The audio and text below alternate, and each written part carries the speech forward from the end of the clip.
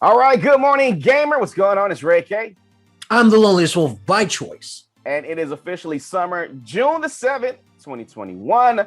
A little bit different from last summer when we were sheltered in. We're still sheltered in, kind of, but that's just because I'm a recluse, not because, there's a pandemic raging outside.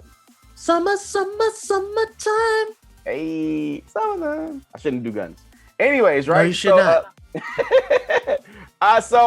Big weekend that just passed, big week coming up. Thursday starts E3, which I'm excited because we're really getting 2 years worth of E3 if you think about it, because there was basically no E3 well, I can't say there was no E3 last year, but there was kind of no E3 last year. You know what I mean? Yeah. I'm E3 every year kind of just makes me lose a little bit more want to watch it, because either there's nothing really that's coming out that I really care about, the stuff that's going to be like 2-3 years out, or it's just none of the big developers are coming there anymore. They're just kind of like, we're good. We're just gonna throughout the year give you little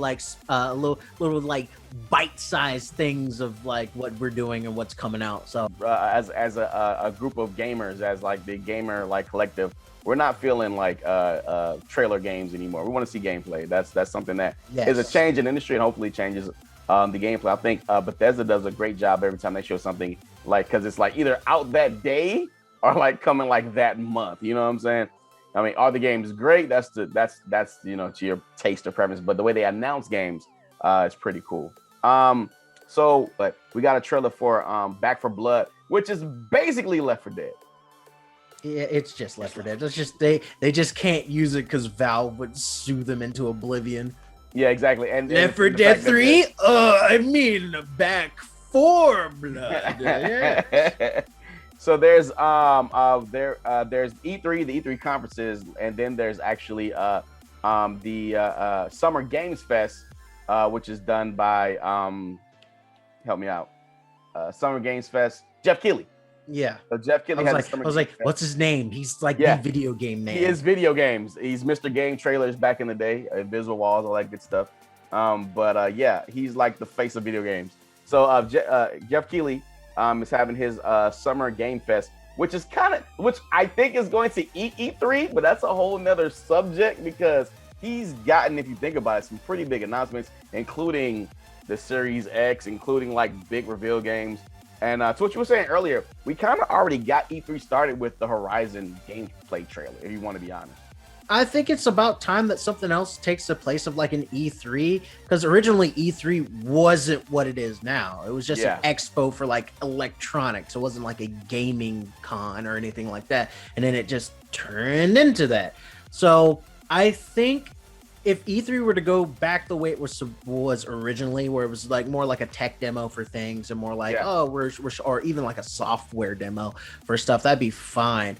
And having, because gaming has gotten so big, having a dedicated gaming expo for showing off new titles, showing off new engines and stuff like that, I think would be a lot better, in my opinion. It's crazy that Jeff Keighley keeps getting all the, he's actually a private contractor now when it comes to all this stuff, but he's still getting all the reveals and everything. He doesn't even he sells it to the highest bidders. There is a Game Summerfest page, but really you can see his stuff on anything. So I've got no strings on me. Back 4 Blood, people are really excited about it. It looks really good. I've seen I think we played the trailers when they came out. They showed the gameplay trailer way back on our earlier Good Morning Gamer episodes. But as you see, it said Back 4 Blood is listed separately from the Warner Brothers when it comes to E3 presentations. And the Summer Games Fest Twitter responded back saying Warner Brothers Games presentation is Back 4 Blood, so there's not a separate event. So that means as far as Game Fest is concerned with Warner Brothers Studios, their game that they're showing is Back 4 Blood. Now, that doesn't mean that during the season, on maybe the official E3 stage or Microsoft or Sony stage, we couldn't get the Batman game that they're coming out that doesn't have Batman in it, or the Bat Kids, or maybe even something revealed from the Warner Brothers Mortal Kombat Marvel thing that's been rumored or something like that. But we know that on the Summer Games Fest, we are getting a presentation for Back 4 Blood and see what's going on with that game. All right, so next up, Far Cry 6, which we actually got the first gameplay trailer last week. I said it looked really good, but it had some funny situations where you would actually be in third person. Like she had like some rockets on her back and stuff like that. And we saw a lot of third person moves during the actual gameplay. And I was like, hey, I wonder if Far Cry would have some kind of cover system. And I remember Lone Wolf was like, yeah, that kind of just defeats what Far Cry is and how it like runs and everything like that. But I guess we were kind of right on the third person part of the gameplay. Yeah. They're gonna have third person like modes, or I guess you could say, or like things that you can do in third person.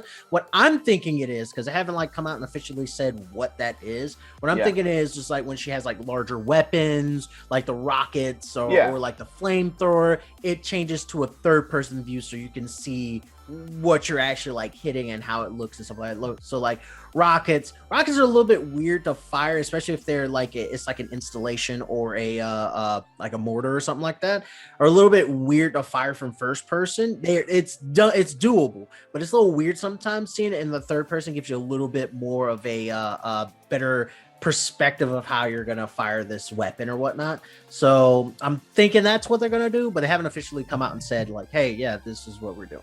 Yeah, so according to VG Charts, they're saying that the Far Cry 6 third-person cinematic and gameplay sections are going to be like when you go into these guerrilla camps and like you're exploring with like the people inside the camp, where Far Cry is your nameless, faceless guy a lot of times. But since they wanted you to be more in connection with Danny, who's the woman that you're going to be having in the story, when you go into these guerrilla camps, you're going to be able to talk and actually really affect, like they wanted the world to feel more filled out, I suppose.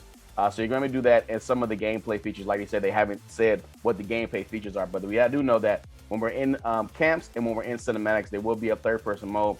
And like we saw on the trailer when they had like the big guns and stuff like that, you'll be able to actually see what Danny is doing from a third person perspective.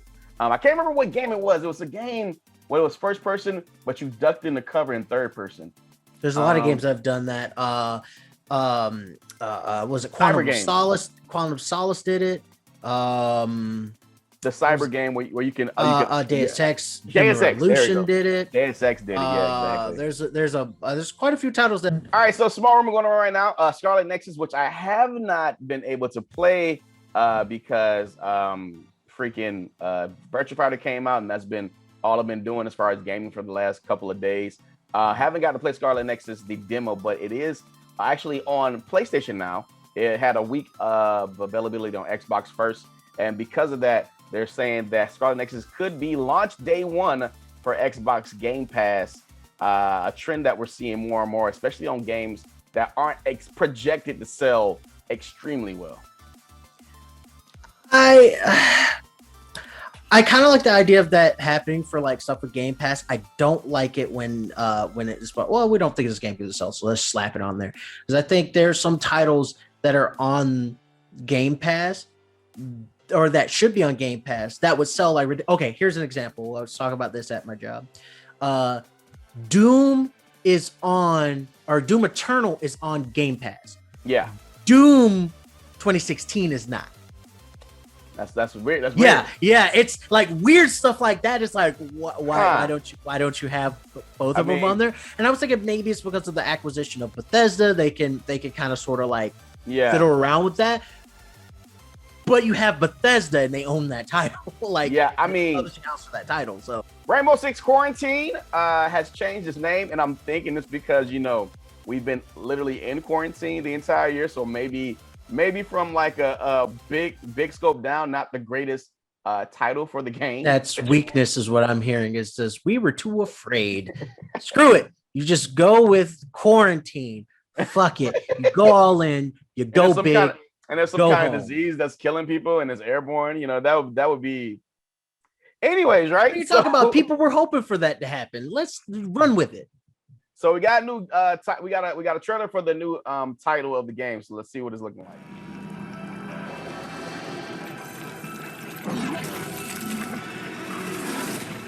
Hello everyone, my name is Antoine Vimal-Dumontet, lead producer on the next Rainbow Six game, Such a French formerly known as Rainbow Six Quarantine. Super French. Our vision is led by a seasoned team of veterans at Ubisoft Montreal and around the world. Since announcement, the game has grown a lot. As it evolved, Like 2 years ago, the heart of the experience became clearer and clearer. Operators uniting against a common enemy. Learning about the parasite, how to overcome it, and protecting each other every step of the way. I actually don't know much about this game. We know there's been besides Rainbow Six. speculation, and today we're very excited to share the official name of our game. The official We are name. proud to announce Tom Clancy's Rainbow Six Extraction. We took the strong foundations of Rainbow Six Siege and crafted a modern, tactical co-op shooter where you'll be facing an always evolving alien threat. You'll have plenty of different challenges to overcome, but we'll always have one goal in mind, making sure no one gets left behind.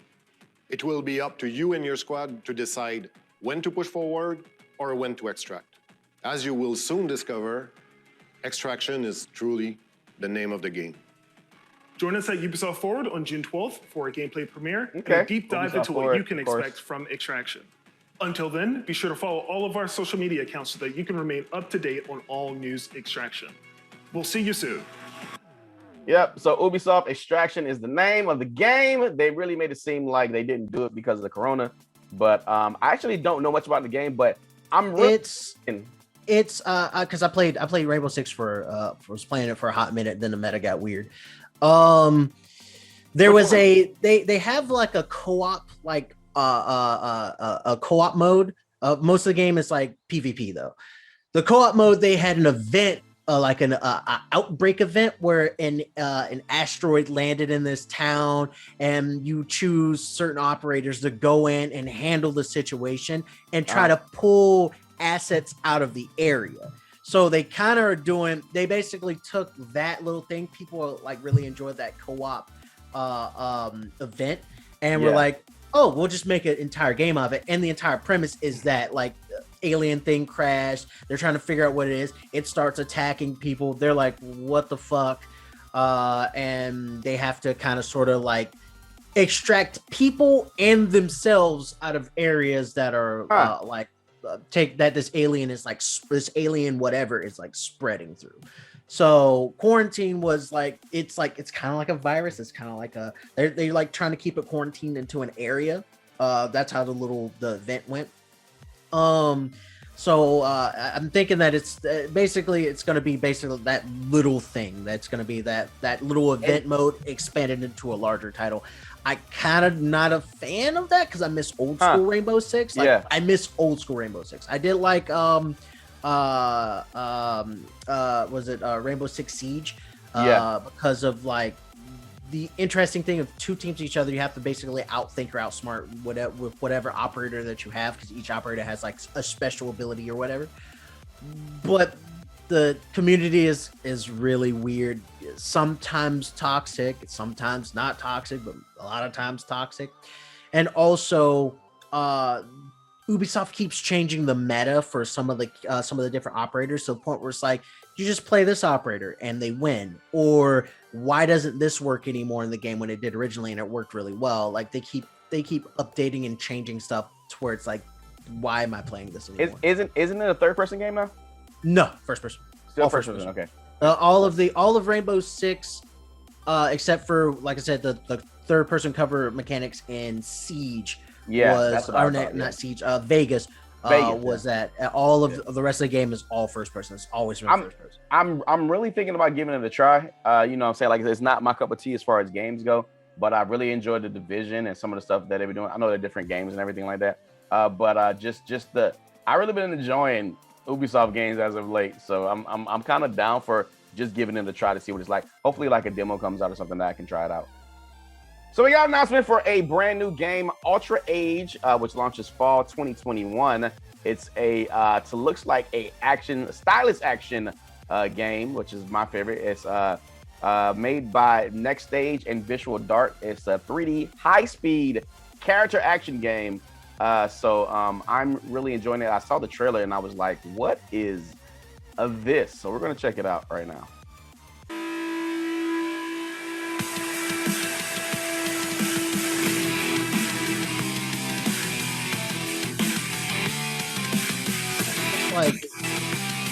Final Fantasy 15, Kinda, right? with like a slight mix of DMC. Monster Hunter? No DMC. Oh, DMC, yeah, DMC. Monster Hunter is a lot slower than this, like more methodical with some of the stuff that you do. Flashy, but not nearly this flashy. It seems very Capcomic though. Yeah, this like it's a platinum game. Yeah, exactly. You can see that the UI looks very Final Fantasy. Yeah.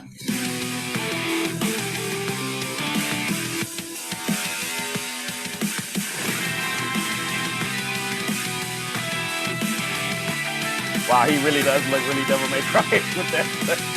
Oh God! When he pointed just now. Yep. Yeah, the freaking throwing a weapon and teleporting. Yeah, Very, that's almost Final Fantasy 15. Yeah, I'm not hating it. I mean, we need more. In my opinion, we need more Final Fantasy and Devil May Cry clones. So I'm definitely hoping to see. Well, that's just because that's what you like. That's my type of games. You're right. So you're like, we need more of these games that there's a lot of that I like.